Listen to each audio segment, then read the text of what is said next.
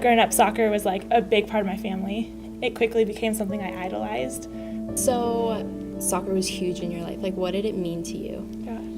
I don't know, I grew up and I didn't feel like I had very many talents, and I was a shy girl. So when I was on the field, it was kind of like I was so... You broke free. Yeah, it was my moment. And so I put everything I had into playing soccer. My dream was to play college and eventually play professionally.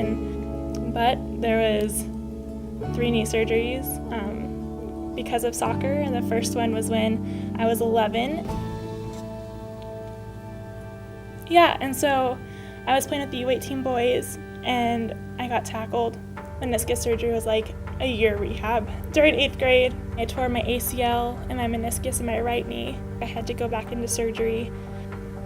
I was working so hard. I was working out, I was training, I was doing speed camps, I was doing everything I could to get to where I was before. I was cleared on Friday afternoon, and instantly that Sunday, after I had just been cleared on Friday, I tore my ACL, I broke my tibia bone, and I tore my meniscus again. I just became so angry at God because all I had worked for and all that I was good at, I felt was taken away. And so I didn't really know what else I had to live for. Because you went through so much to build back up twice before, and seeing that was just, it was heartbreaking. You know, I just feel like God was just kind of like, he wasn't there, like, silent. Yeah, he was kind of being silent. I felt like soccer was the only thing I had to live for, and so the depression I was going through, I would have dreams of suicide and different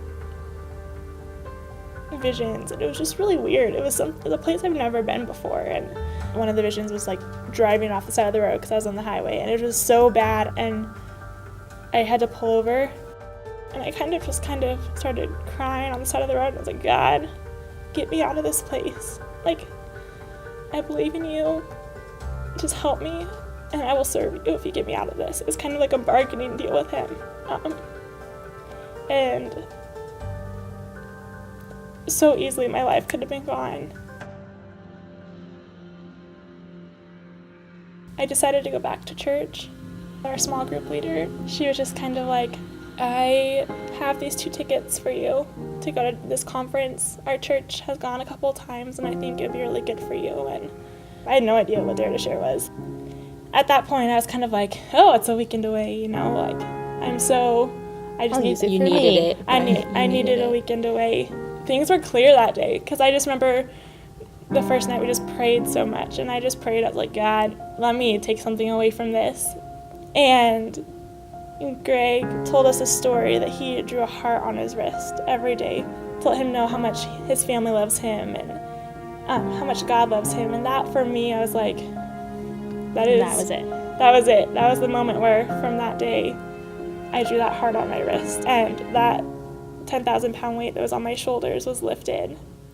Being able to see you at Dare2Share, getting to experience that with you was incredible, because I got to see the transition from you being at your darkest to you being your absolute brightest. Since Dare2Share, I have been able to bring my friends to Christ, my grandma to Christ. Like, it's just been... You found your identity. I found my identity. In God, yeah. I found my identity in God through Dare2Share. If it wasn't for Dare2Share, I don't know where I'd be today. And for my 18th birthday, we went and got our hearts tattooed on our wrists, because that was a reminder that no matter what was going on in life, God was always by my side, and my family was always by my side, and my friends were always by my side. And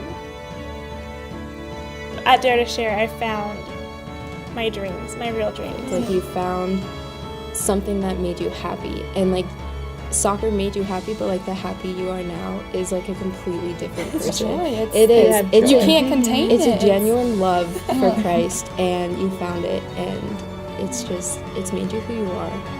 And you just gleam in love, soothe this joy.